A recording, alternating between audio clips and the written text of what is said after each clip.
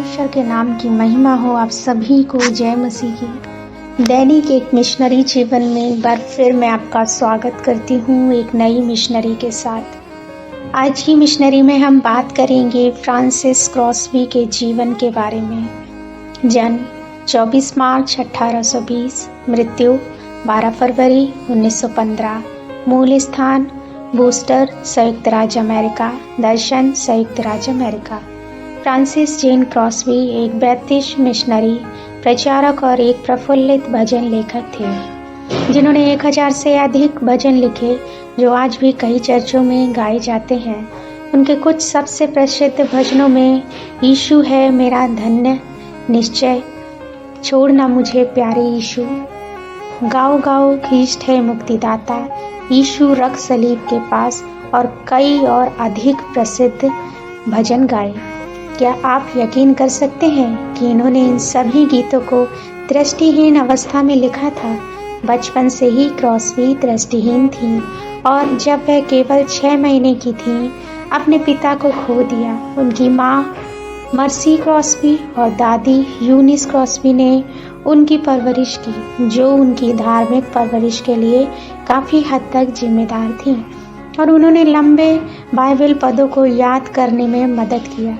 Crosby ने अपनी प्रार्थनाओं के द्वारा प्रभु के साथ घनिष्ठ संबंध बनाए रखा और कभी भी अपने अंधेपन के बारे में कड़वा महसूस नहीं किया। वास्तव में उन्होंने खुद को और दुनिया को देखने की अक्षमता में खुशी से घमंड किया और मसीह के खातिर इस कमजोरी में भी खुशी मनाई। प्रभु के प्रति उनकी भक्ति उनके ही इन शब्दों में परिलक्षित होती है। यह परमेश्वर की इच्छा रही है कि मैं जीवन भर दृष्टिहीन बनी रहूं और मैं उनकी योजनाओं के लिए परमेश्वर का शुक्रगुजार हूं। अगर मैं अपनी खुद की खूबसूरत और दिलचस्प चीज़ों को देखकर विचलित हो जाती तो शायद मैं परमेश्वर के स्तुति में भजन नहीं लिख पाती। और परमेश्वर के प्रति उनका प्रेम इन शब्दों में देखा जाता है।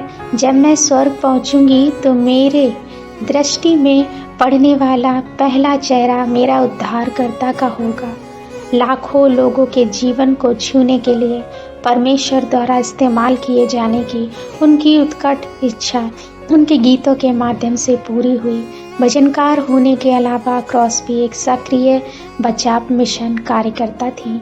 उन्होंने आव्रजकों और गरीब बच्चों के उत्थान के लिए लगन से काम किया। शहर में एक हैजा के प्रकोप के दौरान उन्होंने शहर छोड़ने से इनकार करके बीमारों की सेवा करने लगी।